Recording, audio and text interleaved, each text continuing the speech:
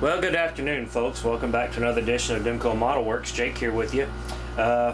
Started another project today. Once I got one finished up, started on my client Hank. Hank's project. This is going to be the 1400 Enterprise E, and I'll show you the box. I'm sure you're all familiar with it, but this is the kit that we're going to be building. I've gone through now and have one of the nacelles completely put together and painted. I have it puttied. I just got to go back through and sand it down and do the puttying on the top side, and then go back through and do a touch-up coat. So I have to repaint this, and then a few other things, and then this will be ready for decals. And then I got to paint the flux chiller grills, which is going to be a real pretty blue. And I will tell you, folks, with this, I don't remember if you can remember or not, but the last Enterprise E I did for my client Sarah, this ship, you basically have to work backwards. You have to work from the nacelle back to the saucer, because of the fact that there's just not a whole lot of room for you to get everything wired and then run stuff from the secondary hole out to the pylon. So what you have to do is you have to basically get your nacelle done first, and then go through, light it, get your wires done through. And you're going to have to, on this kit, you're going to have to do some trench work on the top and bottom pylons. I don't know if you can see that very well or not, but this is a very thin piece of plastic. I mean, it's very flexible. And so you're going to have to, there is no room in between when you put these together if you're not going to light the kit. I don't know if you've noticed this or not, but most of the other kits, there's room. There's just a little bit of room in between the pylon here, and there's not on this kit. So you're going to have to do some trench work on the top side and the bottom side of this, and you're going to have to cut out a notch depending on where your wires are. I just usually end up cutting out a notch about an inch wide on the top side here, and then just enough to where the wires will go through when you put it into the the secondary hole, which this one's backwards, it goes over on this side. But and then when you get ready, you're going to have to do some notch work. You're going to have to cut out a pretty good little chunk of this this little mounting tab that the pylon sits in, simply for the fact that there's no spot for you to cut run the wire through. So what you're gonna have to do is you're gonna have to cut the notch and then run your wire up through. I drilled a little hole here in the top, which matches the bottom side of this, and I know these holes aren't pretty. I'm gonna go back through and kind of square them up, but I was just trying to figure out on the bottom side where to get the holes. So now that I know where they're at, I can go through and just cut up, make a real pretty notch. And then you can run your wires up to the board, which I'm going to be mounting the navigational lights on the Bassard collector lights. This is the board for this, and this is from the Ralph Antenna Controls. You can see how little this board is, just for 2, 4, 6, 8 lights that flash on and off at a real slow speed. So I'm going to be mounting this board on a piece of sprue right about here in this saucer section. This controls the main lighting, and like I said, the Bassard collectors and the navigational light. On this ship there are no strobes like the other ones. You'll have the real slower flashing, and then behind the bridge you'll have a kind of a faster beacon light, but there's not going to be on this ship. So anyway, I'm going to mount the board here, and then that's where all my main power and everything's going to go in. And then we have this bad boy right here, which is the this particular kit's going to have the photon torpedo and phaser bank effects with it. So, and this is the board from Tinted Controls on that one, and I'll zoom in and let you see it here. But I mean, you can see there's 3 connectors on this board, and there's around the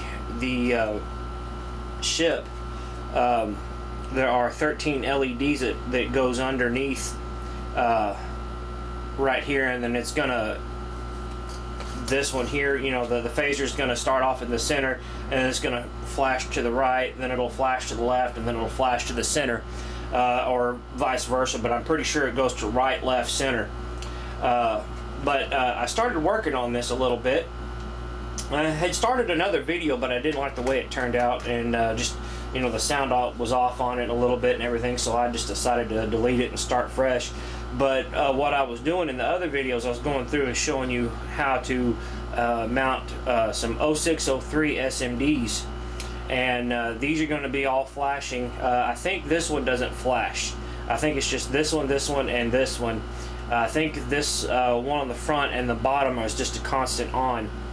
And I started working on it a little bit last night, and trying to figure out with the lighting kit for this, comes with the 1.8 millimeter LED, and it has the little nub on top. And I was trying to figure out a way to mount these inside the saucer section, because you have windows on the inside of this, which I still have to drill out on the other side, but trying to drill out these with, you know, trying to figure out how to put these, and there's just really no way of putting these LEDs in there on a flat surface, you know, flat, and then bending them over. One, basically because there's not a whole lot of room between the top and the bottom saucer. So I came up with an idea of, I started thinking about it, looking at all these SMDs in here, and I took one of my spare white SMDs and put it on the inside here, and kind of moved it back and forth like it was the phaser light. And I went over to Pt-1 Modelworks, and I ordered some 0603 orange SMDs, and which I think are going to work. They should be here toward the end of the week or the first of next week. So took care of that situation, and got it remedied and whatnot, because I really didn't want to have to drill little bitty holes in this for the phaser bank to go through.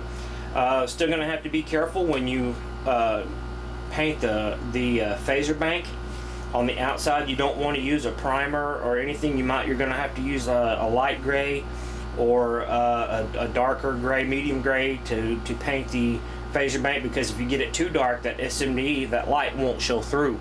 So just a little precautionary on that. And let me zoom in, and I'll show you something else that's going to be kind of unique on this ship. Is right here, if you notice, is a blank area. I did not paint this area right here or prime it, because of the fact that there's going to be the Raytheon effect. And what that is there's light underneath. You know, you mask off the area and paint around it, and we take off the tape and stuff. It's clear. And I'll show you. Let me turn my light down a little bit. Let's see if I can't shine through a little bit, but you can see the light right there. You can see what it's going to look like, and I'm going to probably put a couple of 3mm LEDs in there to make it look like this. And you're probably going to ask, you know, well, how are you going to get the light to show from on top side? Well, what I'm going to do is I've drilled a little bitty hole right about here on the saucer section, and what I'm going to do is mount a 3mm LED somewhere back around in this area with a fiber optic. That way, when you're looking at it and you're looking at it straight, well, you'll have a little white light there, and it'll look like it's illuminating the front. So that's what's going on with this one. Like I said, I'm going to be waiting on some of the the parts coming in. I'm waiting on some of the SMD so I can continue on with this. Still not for sure, not whether I'm going to mount this in the base or if I'm going to have room enough to mount it in the lower saucer, simply for the fact that the board is just so big. But I think we'll get it figured out and worked out, and go from there, and I'll take you through the next step of that. But what I've been doing in my spare time while I'm waiting on parts and stuff is I've been working on my getting my Enterprise D going, and I've gotten both of the nacelles put on. Got it, got both of them lit and put on. And if you've ever worked on this clear version of the ship, or any version rather, of this 1400 scale D, you're going to have to, if you light it, you're going to have to do some trench work down here in the secondary hull. And let me zoom in and show you what I'm talking about. Is you're going to have to take your Dremel tool or a file of some sort and drill out, do some trench work on here. And once you get your wires glued down on this, you can, what I'm going to do is, I'm going to put some tape on either side and put in a lot of putty right here on either side, and sand it out. And then if I lose a little bit of detail right through here, it's I'm not going to be too worried about it, because I'm going to have decals that's going to go on right in this area, so it'll still have the detail on that. So I've gotten my interior lighting done. I have my beacon light on the bottom down here for my my belly LED. I've also gotten my deflector dish. What I did on this one, if you can see it, it looks a little hazy. What I did was I sanded it down with some 120 grit sandpaper, or 220 grit sandpaper rather, sorry. And then once I scuffed it up real good, I painted it, put a couple of coats of dull coat, Testra's dull coat, over top of it to where it'll stay that way. And then what I'll do is I'll go back through and spray my transparent blue on top of that, and then that way, once it's in the ship, I'll have that blue haze effect in there that I'm going for. And I've painted my little inner deflector array, that little part that sticks out there, painted it the gold. So that's what's going on. And let me get my other pieces. Finally got this painted on. Still gonna put my shuttle bay doors and everything, my shuttle bays in there, and get them painted. I've gotten, of course, you've seen the other videos where I've gotten my my saucer section. Let me back out. I didn't realize I was still zoomed in, but I've got my saucer complete. Everything matches up on it, and the colors match up really well. So once I get the lower part of this neck section together, then I can put it on. And I've also started working on, with this lighting kit, or with this clear kit, you have a lot of windows, especially on the neck, to scratch out. So I've started scratching out some of the windows there. I do some on either side, and then mount it to my saucer section, and then run the wires down through, and go from there. And then I have I guess they call it the dorsal area, painted and ready to go. And all I've got to do is just put my deflector housing down in it, and this one will be ready to mount as soon as I can get what I'm going to do before I close this up. I'm going to mount the saucer onto the neck, and then the neck onto the dorsal area. Make sure I have all my wires run through. And then what I'm going to do before I close it up is I'm going to run tie all my wires in to here, and then run my main power down through the base right here, which is going to go down into the little black dome. But that's coming along, folks. I want to take a minute to say, you know, thank you for all the subscribers that I've gotten. I have 160 subscribers now, and hang on, let me swing you around to where you can see me. I just want to say thank you for all the subscribers that have come through. I appreciate it. We've gotten almost 5,000 views on the channel now. That's just great. I hope we continue on to grow, and I can continue on to help people in their modeling skills. If you have any questions, you can contact me through YouTube channel or my Facebook page, Demko Modelworks, or you can email me at demko80@gmail.com. Demko spelled D-E-M-K-O. And if you have any questions, or if you have, you know, anything that you might have a concern with, or any other further tips that you might want to suggest to me, I'm, you know, always open for suggestions. You know, there's different modelers out there, you know, and different techniques, and I'm always open for techniques, suggestions. So if you want, you know, feel free to drop a line in the comment section down below, and we'll go from there. And gonna be also starting, I got some